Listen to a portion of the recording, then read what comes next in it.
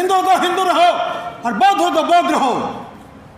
दूध पीने में बहुत अच्छा है और नींबू खाने में बहुत अच्छा है। यदि एक गिलास दूध में 2 बूंद नींबू के डाल दीजिए। हम वो वीर थे, हमारे बाप दादा, हमारे परदादा वो वीर थे जिन्होंने कहा बेशक हमारी गर्दन काट दो, बेशक हमारी इज्जत लुट जाए, बेशक हमारी प्रॉपर्टी छिन जाए, बेशक हमें शस्त्र उठाने का अधिकार छिन जाए, बेशक हमारी शिक्षा पे पाबंदी लगाई जाए, लेकिन हम बौद्ध धर्म से 1 इंच भी इधर। 70 पीढ़ियां यानी करोड़ों करोड़ों लोग इस दुनिया में बेइज्जत सहते सहते, लोगों के जुर्म सहते सहते बहुत दुर्गति करा करा के इस दुनिया से हजारों साल में दुनिया से खाई है। मुझे 1 लाख रुपए पेंशन मिलता है और मैं 60-70 हजार रुपए समाज के ऊपर खर्च करता हूं। आज भी ऐसी गवर्नमेंट रहे जो आपको सारा प्राइवेटाइजेशन करेगी, तो प्राइवेट क्षेत्र में आपके लिए आरक्षण नहीं है, और आरक्षण नहीं है तो क्या आपके बच्चे जो प्राइमरी स्कूल में, सरकारी स्कूल में पढ़ रहे हैं, क्या वो प्राइवेट स्कूल में पढ़ने वाले जाट ब्राह्मणों के बच्चों की बराबरी? बाबा साहब के विचारों की हत्या करने की ठान रखी है। इसलिए बाबा साहब पहले जानते थे कि जो मेरे विचारों की हत्या करेगा वो मेरी हत्या कर देगा। अल्टीमेटली मेरा नाम लेने वाला कोई नहीं होगा। मेरे बच्चों, कसम खाओ कि हम वो दूसरी लाइन को नहीं होने देंगे। बुद्धं शरणं गच्छामि। सामाजिक कार्यकर्ता उन लोगों को भी नमन करते हुए, और हमारे बीच में भिक्षु संघ को भी नमन करते हुए, और इस बुद्ध विहार के अध्यक्ष मेरे बड़े भाई लटपाल जी को भी नमन, और हमारे भास्कर जी को बहुत बहुत साधुवाद। जो मेरे से बड़े हैं, महिलाएं या मेरे भाई, उनको नमन, और जो छोटे हैं उनको सभी को बहुत बहुत साधुवाद। जब हम शांति जी की बात करते हैं, भाई शांति स्वरूप बौद्ध जी, हमें शांति जी याद रहते हैं, तो कहीं भी हम हों हमारी आंखों में आंसू आते हैं, क्योंकि इतना बड़ा काम जो करके गए, मैं नहीं समझता पूरे भारतवर्ष में इतना बड़ा काम साहित्य के और अपने विचारों के बल पे कोई आदमी कर पाया या आगे कर पाएगा। आगे की तो गारंटी नहीं है, लेकिन इतना बड़ा काम कर पाए, इससे बहुत ही क्या बताएं, इतना दुख होता है। कहाँ चले गए, बड़ा दुख होता है। आज बाबा साहब की जयंती के उपलक्ष्य में आप सबको बहुत बहुत साधुवाद। दोस्तों, शांत जी एक बात कहा करते थे, भाई शांत स्वरूप बौद्ध जी, मुझे वो बार बार याद आते हैं, शांति बोल देता हूँ। वो कहते थे भाई समय कम है और इसका मुझे गम है। ये बात कहा करते थे अक्सर, समय कम है और इसका मुझे गम है। लेकिन मैं बहुत छोटी छोटी चीज़ें आप लोगों को ज़रूर बताऊंगा। 3 गोलमेज सभा इंग्लैंड की कैपिटल लंदन में हुई, 1930, 1931 और 1932। बहुत सारे लोग जानते हैं, लेकिन शायद बहुत सारे लोग ये नहीं जानते कि उन्होंने वहाँ क्या मांगा। शेर की तरह धाड़े, अंग्रेजों को भी डांटा, और इंडिया के जो हमारी हालत के लिए जिम्मेदार लोगों, मनुवादियों को भी डांटा। और उन्होंने जब उनसे कहा गया आप अपने लोगों के लिए क्या मांगते हो, तो पहले तो उन्होंने कहा कि मैं और मेरे समाज के 7 करोड़ भारतवासी अछूत हिंदू नहीं हैं। सुन ले मेरे ये बच्चे जो बैठे हैं या जिनके घरों में बुद्धिज्म के साथ साथ हिंदू चिपके हुए हैं, हिंदू धर्म भी चिपका हुआ है, और मैं कहता हूं कि ये सबसे खतरनाक है कि हम बौद्ध बनते हैं और फिर हम होली भी खेलते हैं, हम दिवाली भी मनाते हैं, हम और हिंदुओं का त्यौहार भी मनाते हैं। ये सबसे खतरनाक है। भाई एक तरफ हो जाओ, हिंदू हो तो हिंदू रहो और बौद्ध हो तो बौद्ध रहो। दूध पीने में बहुत अच्छा है और नींबू खाने में बहुत अच्छा है। यदि एक गिलास दूध में 2 बूंद नींबू के डाल दी जाए तो क्या होगा? ना पीने के काबिल रहेगा, वो फेंकना ही पड़ेगा। यही हाल आपका है। जो लोग बौद्ध कहते हैं और घरों के अंदर फिर हिंदुइज्म से रहते हैं, हिंदू के त्यौहार मनाते हैं, मैं उनको सबसे खतरनाक मानता हूँ बाबा साहब के मिशन के लिए। इसलिए बाबा साहब ने कहा मैं और मेरे समाज के लोग हिंदू नहीं हैं। ये कहने पर आपको हजारों जो अधिकार मिले, ये कहने पे मिले। और यदि बाबा साहब ये कह देते कि मैं और मेरे समाज के लोग झूठ से भी कह देते एक बार के हिंदू हैं, तो आपको एक भी स्पेशल अधिकार नहीं मिलता। ये तो पहली बात है। अब सवाल इस बात का उठता है कि बाबा साहब ने कौन सी बात रखी ये कहने के लिए कि मैं और मेरे लोग हिंदू नहीं हैं? कितने लोग जानते? जरा हाथ उठाओ, कहाँ से लिए ये बात? 1-2 लोगों का हाथ उठा, कोई बात नहीं, मैं इस बात को बता के जाऊंगा। 1909 और 1910 के अंग्रेजों ने जनगणना कराई और उस जनगणना में 10 सवाल ऐसे थे जो और धर्मों को हिंदू धर्म से अलग करते हैं, लेकिन 5 सवाल ऐसे थे जो अछूतों को यानी बुद्धिस्टों को हिंदू धर्म से अलग करते हैं। और जिसके बेस पे बाबा साहब ने कहा कि मैं और मेरे लोग हिंदू नहीं हैं। भैया हाथ उठा देना, क्योंकि हमारे पास तो बोलने के लिए 4-4 घंटे। मैं और भीमशेरनी राखी रावण इस देश के 14 राज्यों में 10 साल में जा चुके हैं और करीब 3000 मीटिंग ले चुके हैं। हजारों गांव में जाते हैं, हर वीक में 2-3 बार जाते हैं, भूखे प्यासे जाते हैं। लेकिन बाबा साहब, हमने भी तेरी कसम खाई है, जब तक इस शरीर के अंदर खून का एक कतरा बाकी है, हम और मैं और राखी रावण इस देश के अंदर पूरा बाबा साहब के मिशन को फैलाने और बौद्ध धर्म को लाने के लिए मरते तक काम करते रहेंगे।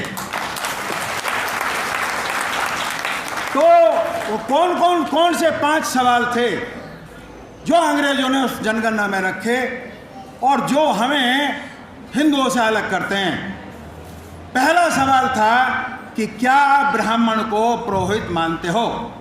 तो सबने कहा हम नहीं मानते। दूसरा सवाल था कि क्या मंदिर के गर्भ में जा सकते हो? मंदिर का गर्भ है जहां मेन मूर्ति लगी होती है, उसे गर्भ बोलते हैं। हमारे लोगों ने कहा, मेरे जैसों ने भी कहा कि यदि यार वहाँ गर्भ के दूर जाने की तो बात दूर है, यदि हम हिंदू मंदिरों में हाथ भी लगा दें तो हमारा हाथ काट दिया जाता है। ऐसी समस्या थी मेरे बच्चों। जो बहुत छोटे हैं उन्हें सुन के बड़ा अचंभा लगेगा कि हमारे साथ क्या क्या बीता। खुद मैंने मैली खाई, डंडे खाए, और जिस दिन गलती से मैं स्कूल में पढ़ने जब जाता था, यदि मैंने गलती से सिर में तेल डाल लिया तो जाट ब्राह्मण के लड़के जो टट्टी पेशाब बहरा है वो लकड़ी से उसे उठा के मेरे सर में घुसा देते थे और 2 डंडे पीछे से मारते थे। इतनी बेइज्जती, इससे भी कितनी बेइज्जती मैं आपसे बताऊं हम लोगों ने सहन की। इसलिए वो तीर जो चुभते हैं वो दुख में बदल के आपके सामने आ जाते हैं, रोष में बदल के आपके सामने आ जाते हैं, गांव-गांव में वो सामने आ जाते हैं। तो तीसरी बात उन्होंने कही कि क्या आप ब्राह्मणों से संस्कार कराते हैं, शादी वगैरह कराते हैं? हमने कहा हम नहीं कराते। सारे इंडिया से रेस्पॉन्स है, हम नहीं कराते। हमारे तो मामा फूफी शादी करा देते हैं। कोई ब्राह्मण हमारे घर आता ही नहीं, तो फिर शादी कैसे कराएंगे? ब्राह्मण हमारे घर आता नहीं, हम ब्राह्मण की बस्ती में जा नहीं सकते, तो कैसे होगा? तो अगला सवाल था कि क्या ब्राह्मणों से मंत्र लेते हैं? चौथा सवाल हमने कहा कोई नहीं लेता। सभी लोगों ने कहा कोई नहीं लेता, हमारे अछूत भाई नहीं लेते। और 5वां सवाल बहुत इम्पोर्टेंट था, जो आपको सुन के भी अचंभा हुआ, अचंभा तो मुझे भी हुआ, क्या आप बीफ खाते हो? तो हमारे लोगों ने कहा हाँ, अशोका के टाइम से हम मरे हुए जानवर का मांस खाते हैं, हम हिंसा नहीं करते। ये सवाल था। इन 5 सवालों के बेस पे बाबा साहब ने कहा कि हम हिंदू नहीं हैं, हम बौद्ध हैं और हम ओरिजिनल बौद्ध हैं। इसलिए कभी ये मत कहो कि हमने धर्म परिवर्तन कर लिया। उसे कहो हमने धर्म में, बौद्ध धर्म में ठीक से दीक्षा ले ली, ठीक से समझने लगे, ठीक से मानने लगे, ठीक से पढ़ने लगे, बाबा साहब के कदमों में चलने लगे, तो आप ऐसे उनका जवाब आपके पास होना चाहिए। अब 185 BC में, थोड़ा इतिहास की बात मैं करूं, 185 BC में पुष्यमित्र शुंग ने हमारे 10वें मौर्य राजा यानी भरतरथ मौर्य का खून कर दिया, गर्दन काटते। क्यों? पुष्यमित्र शुंग ब्राह्मण था, लेकिन वो राजा का राष्ट्रपति, वो क्या नाम, सेनापति था। और गर्दन किस लिए काट दी? क्योंकि ब्राह्मणों की बहुत बड़ी मीटिंग हुई।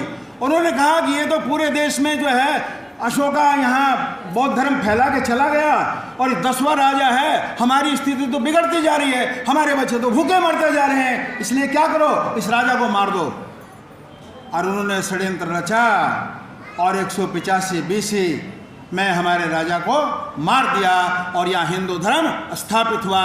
क्योंकि बाबा साहब ने कहा है जब तक मेरे बच्चे इतिहास नहीं जानेंगे तब तक इतिहास रच नहीं सकते, इसलिए थोड़ा बहुत इतिहास जानना जरूरी है। समय कम है लेकिन मैं बहुत ही ब्रीफ में बताने की कोशिश कर रहा हूँ। तो दोस्तों, मनुस्मृति बनी और उसमें हिंदू धर्म के 3 वर्ण बने, ब्राह्मण, राजपूत और शूद्र, क्या नाम है, बनिया, वैश्य। चौथा वर्ण कहां से आ गया? क्योंकि जो लोग बौद्ध थे उनको मारा गया, भिक्षुओं की गर्दन काटी गई, हमारे जो लाइब्रेरी वगैरह सबको जला दिया गया, यूनिवर्सिटीज वगैरह और वो जलाना शुरू हो गया। तो लोग डर गए कि हमारा भी नंबर आ सकता है। और जो अयोध्या में घाघरा नदी बहती है उसका नाम घाघरा है, लेकिन अयोध्या में उसका नाम सरयू है, क्योंकि हमारे इतने सर काटे गए कि वो नदी सर से भर गई, इसलिए उसका नाम पड़ गया सरयू नदी। और हम लोग क्या हुआ कि जो डर गए वो हिंदू धर्म के शरण में चले गए और उनको कहा गया OBC, बैकवर्ड यानी शूद्र। तो 4 वर्ण हो गए, ब्राह्मण, क्षत्रिय, वैश्य और शूद्र। हम क्या हुआ, हमारा क्या हुआ?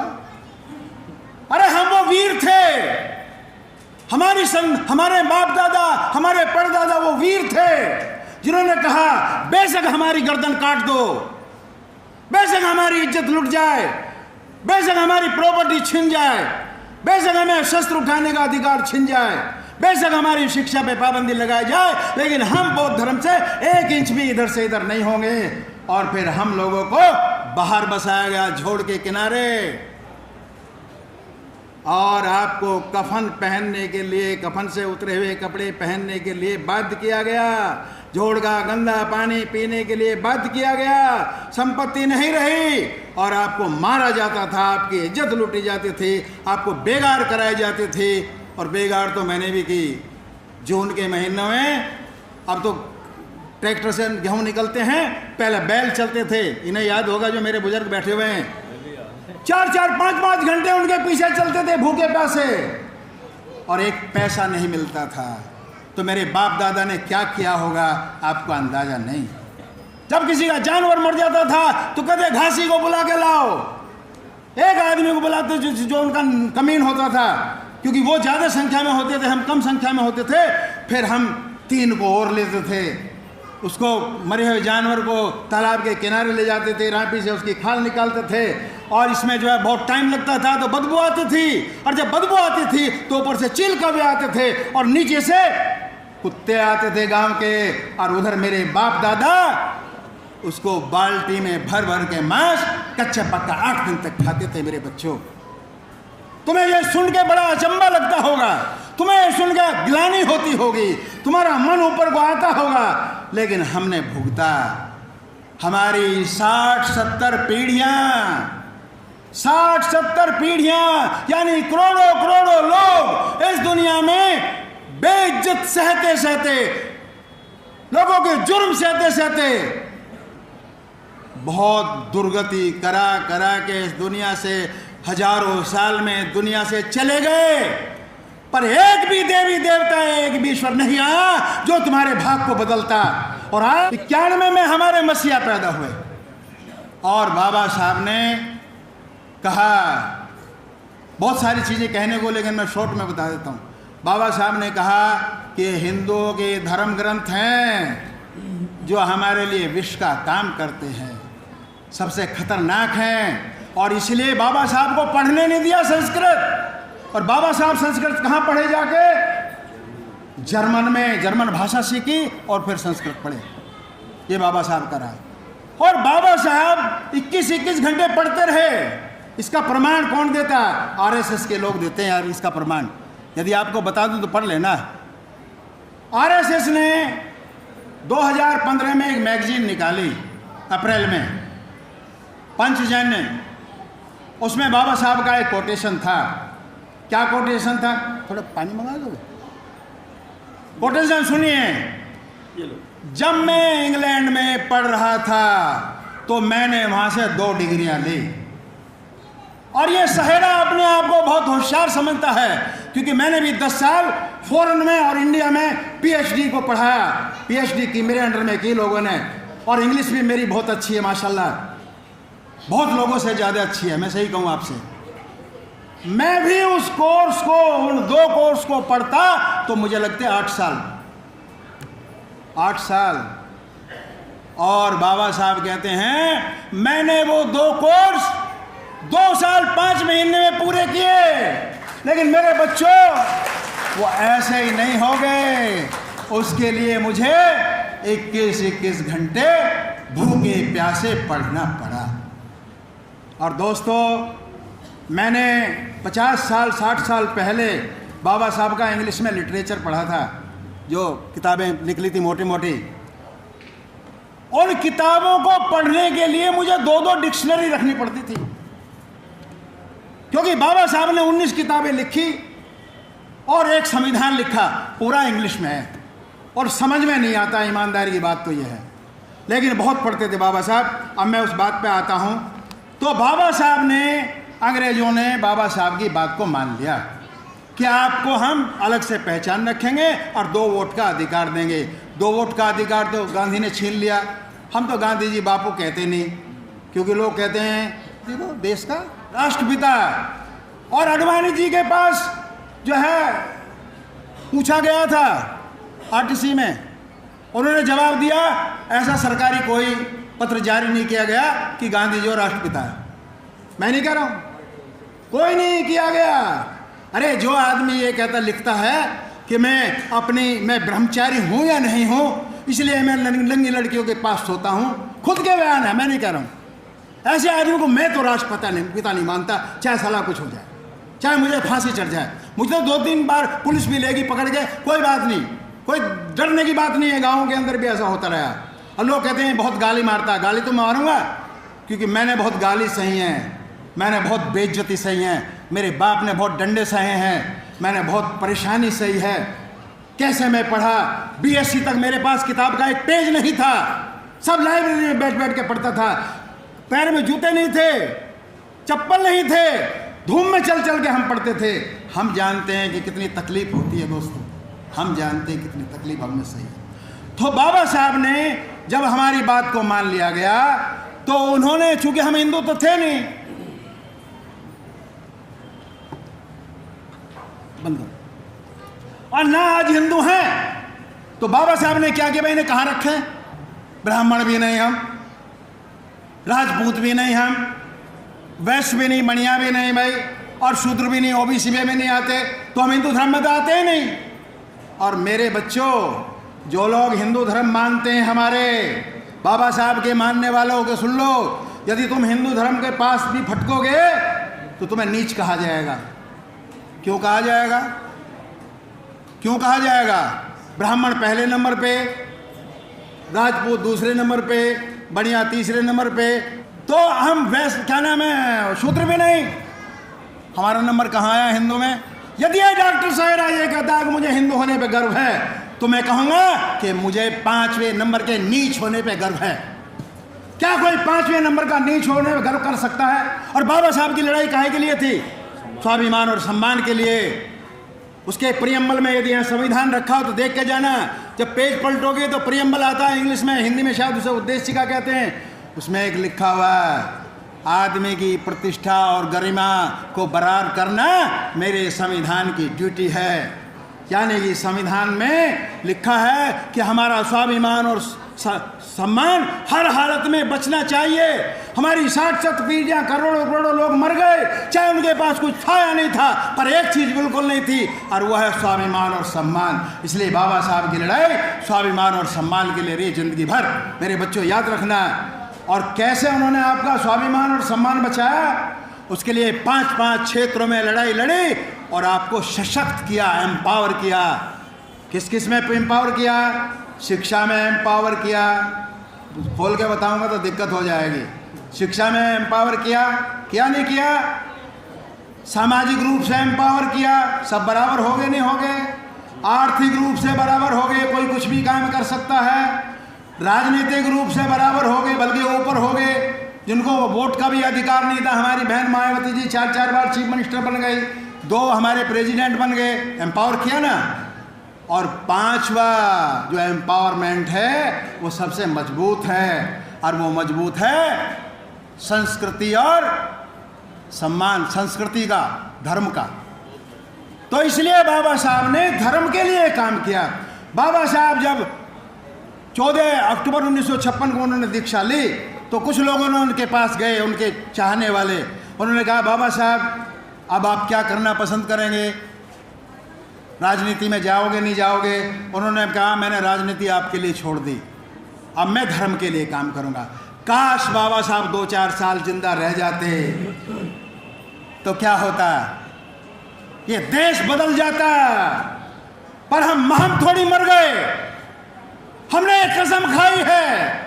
मुझे 1 लाख रुपए पेंशन मिलता है और मैं 60-70 हजार रुपए समाज के ऊपर खर्च करता हूं। आज भी कई बच्चों की फीस देता हूं, आने जाने का खर्चा मेरे ऊपर होता है। और राखी रावण जैसी भूखी रहती है, इसका पेट का ऑपरेशन हुआ तो 1 महीने से पहले जो है हमारे साथ चली गई, और इतने जोर से बोलती है राखी रावण, इतने बोलती है तो इतना बोलती है, लेडीज के लिए बहुत बोलती है, संविधान के ऊपर बहुत बोलती है। इसलिए हम कहते हैं कि जब तक संविधान जिंदा है तुम जिंदा हो, संविधान मर गया मारने की कोशिश की जा रही है बराबर।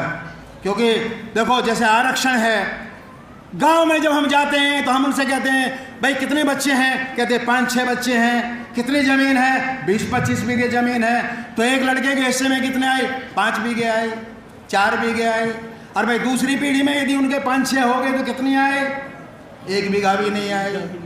तो जमीन तो तुम लोग जो है, और फिर ऊपर से पीना, नशा करना। इसलिए नशा करते हैं तो शिक्षा पे पैसा नहीं लगाते तो बच्चे जो है, कई दफे हम पूछते हैं, हम 100 का नोट रख देते हैं अपनी जेब से निकाल के, 12th की स्पेलिंग बताओ और 100 का नोट उठाओ। आपको यकीन नहीं होगा 99% गाँव में 12th की स्पेलिंग नहीं बताई जाती। तो कैसे शिक्षा होगी? अरे बिहार के अंदर 5000 स्कूल ऐसे हैं, प्राइमरी स्कूल, जहाँ एक भी टीचर नहीं है। और और स्कूल में क्या हो रहा? स्कूलों में तो तुम्हें अभी से ट्रेनिंग दी जा रही भीख मांगने की। ये मिड डे मील क्या है? कच्चा हो पक्का हो, उसमें कुछ कीड़े पड़े हों, खाओ। और माँ क्या कहती है? कटोरा ले जाए घर से, थोड़ा बहुत बचा तो मुझे भी ले आएगा। यानी भीख मांगनी पक्का है। कहीं भी मंदिर के बाहर लाइन लगी है, कौन है माँ बैग? ये पिछड़े वाले चमार चूड़े हैं। गाली निकलती है मेरे मुंह से क्योंकि दुख होता है। अरे मान्यवर कांसी राम जी ने कहा कि हाथ को ऐसे मत करो, हाथ को ऐसे करो, देने वाला बनाओ। लेकिन हम सुधर ही नहीं रहे हैं।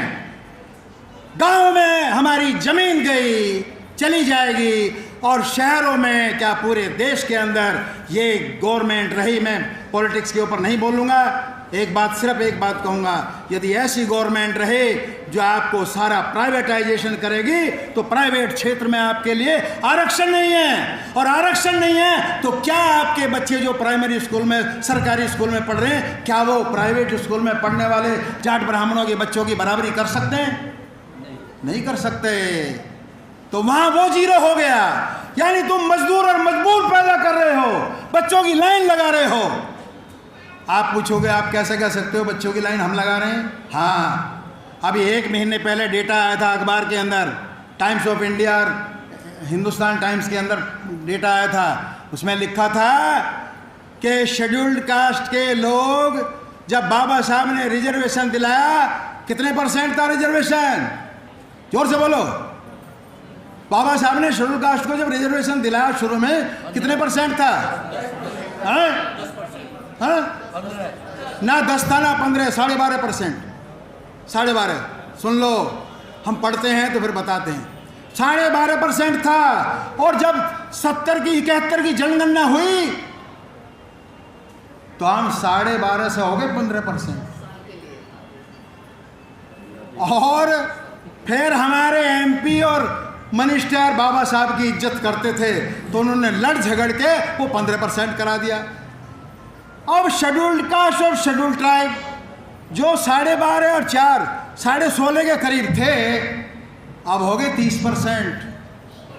सुन लो मेरे भाइयों, डेटा चाहिए तो मैं भेज दूंगा आपको। अब तुम ये बताओ, जो टाटा बिरला डालमिया वाले लोग थे, यानी ऊंची जाति के लोग थे, जो फैक्ट्री चलाने वाले लोग थे, जो बिजनेस चलाने वाले लोग थे, मानवर कांशीराम जी कहा करते थे कि वो थे 15%, अब वो घट के रह गए 13.5%। और हमने लाइन लगा दी बच्चों की। बहुत पैसा आ रहा है तुम्हारे पास, बहुत फैक्ट्रियां चल रही हैं, बहुत बड़ा बिजनेस चल रहा है। अरे तुम मर जाओगे और फिर तुम छोड़ के जाओगे। लाइन लगी मजदूरों की लाइन लगा दी तुम लोगों ने। और तुम्हारा भविष्य क्या होगा मैं अभी बता देता हूँ। गांव-गांव में मैं डंका बजा के कहता हूँ, यदि मैं 10 साल और जिंदा रहा, जिसकी जो शायद ना हो, 73 साल तो मेरी उम्र अभी हो गई है, तो 10 साल में जिंदा रहा तो ये आधा गांव भीख मांगता मुझे नजर आएगा। मुझे दुख होता है। इसको ये मत सोचो कि मैं बहुत खुश होता हूँ, मुझे बहुत दुख होता है, लेकिन ये बहुत ज़रूरी है, आपको बताने की ज़रूरत है। और इसलिए बाबा साहब ने अछूतों को शेड्यूल्ड कास्ट और शेड्यूल्ड ट्राइब की लिस्ट में रखा, हिंदुओं की लिस्ट में नहीं रखा। और एक बात जाते जाते मैं ये बता दूं, यदि आप बुद्धिस्ट बनते हो और यदि आप रिजर्वेशन लेना चाहते हो, मैं नहीं कहता कि आप लो या ना लो, ये आपके ऊपर है, तो आपको रिजर्वेशन मिलेगा बुद्धिस्ट बनने के बाद भी। इसका भी मेरे पास ऑफिस गवर्नमेंट का ऑर्डर है 1990 का, जब VP सिंह की गवर्नमेंट थी। तो ज़बरदस्ती हम 5वें नंबर के नीच ना बने। और एक चीज़ और, एक आधी चीज़ और मैं कह के अपनी बात को समाप्त करता हूँ, क्योंकि समय बहुत हो गया है। कुल्लड़ बनता था हमारे सामने, बेटा इसमें थूकना, और झाड़ू बनता था पीछे कि जहाँ जहाँ चलो वहाँ तुम्हारे पैर के निशान मिटने चाहिए ताकि हम अपवित्र ना हो जाएं। अरे कुल्लड़ हटा के ये टाई लगा दी लोगों को। किसने? हमारे भगवान बाबा साहब डॉक्टर अम्बेडकर ने। और झाड़ू हटा के क्या लगा दिया? कुर्सी लगा दी, साहब बना दिया। अरे मैं एक बार अपने बेटे के पास गया, हालांकि फैमिली की बात करना ठीक नहीं है, 6 जिलों में DM रहा, IAS है और अब सेक्रेटरी है। लोग सलूट मारते थे, लेकिन बाहर जब मैं उनसे पूछता था कि आप कौन, मैं तो ऐसे ही आ गया, मैं नहीं बताता मेरा लड़का है। तो कहते थे चमार बैठा है, इसे सलूट मारनी पड़ती है। तो मैं कहता था पहले किसको ये कौन मारते थे? हम तुम्हें मारते थे, अब तुम्हारा नंबर है। लेकिन तुम्हारा नंबर जब आएगा जब तुम अपने बच्चों को काबिल बनाओगे, हिंदू धर्म को छोड़ोगे, नहीं तो तुम्हारा नंबर कभी भी आ नहीं सकता। दूसरी बात ये, अंधभक्त मत बनो। सुन लो, ये बात कह के मैं अपनी बात को समाप्त करता हूं। अंधभक्त मत बनो। जब बाबा साहब गुजरे, करोड़ों लोग उनकी कोठी पे थे। जब बाबा साहब के पार्थिव शरीर हवाई जहाज से गया तो हवाई अड्डे पर भी करोड़ों लोग, लाखों लोग थे। और जब वहाँ बॉम्बे में गया तो आपको यकीन नहीं आए, जमीन कम पड़ गई, लोग बाग समुद्र में घुस गए, जगह ही नहीं थी, इतने लोग होते, जैसे चील कौवे की तरह, जैसे बहुत छोटे छोटे ऊपर से लेते थे उनको, इतने लोग थे वहाँ। नतीजा क्या हुआ?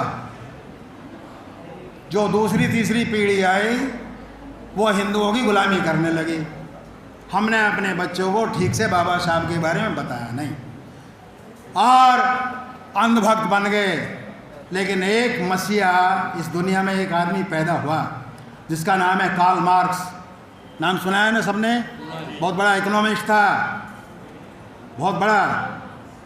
जब वो मरा तो उसकी अर्थी के पीछे 13 लोग थे मात्र। कितने लोग? 13 लोग। लेकिन उसके जो पीछे 13 लोग थे वो अंधभक्त नहीं थे, उसके अनुयायी थे। और उस अनुयायियों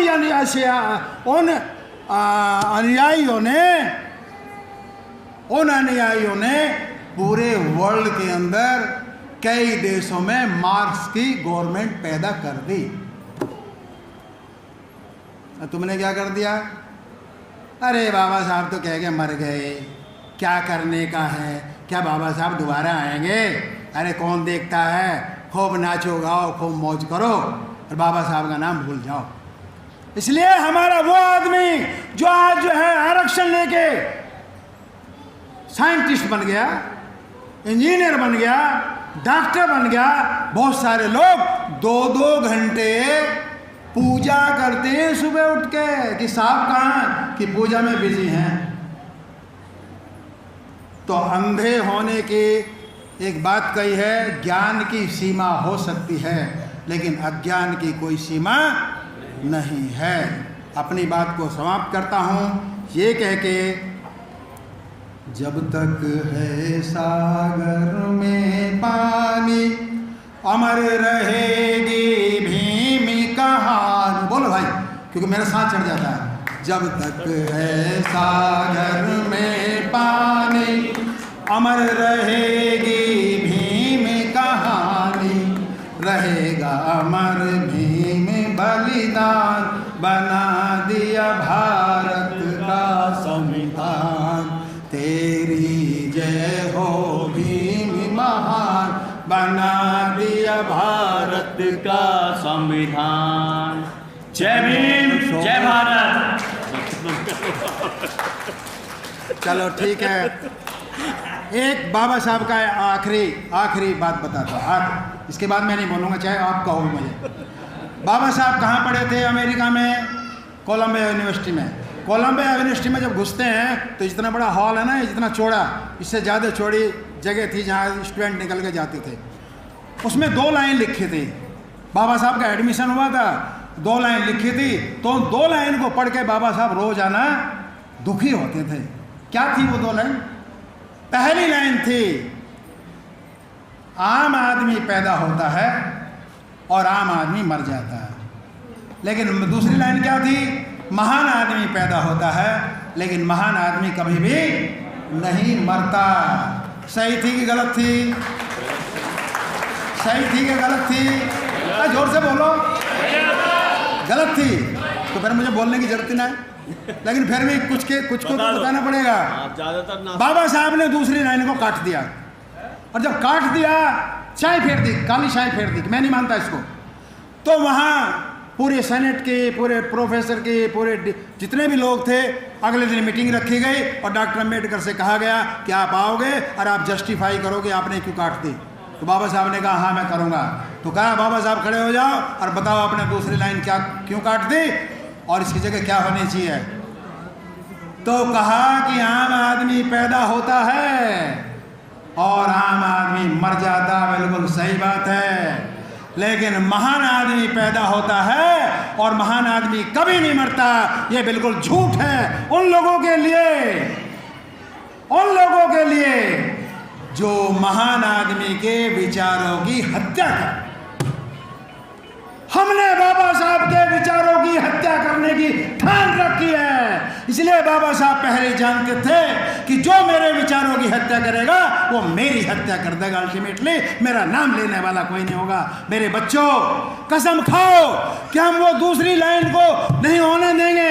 हम कहेंगे कि बाबा साहब महान थे, बाबा साहब महान हैं और बाबा साहब महान रहेंगे। इसलिए हम बाबा साहब के नाम को ऊंचा उठाते जाएंगे। जय भीम, जय भीम, जय भीम, जय भीम, जय दोस्त ने और आप लोगों ने सुना। मैं नहीं जानता, कुछ गलती होगी तो खूब गाली मारना, मुझे इसकी परवाह नहीं। Thank you very much.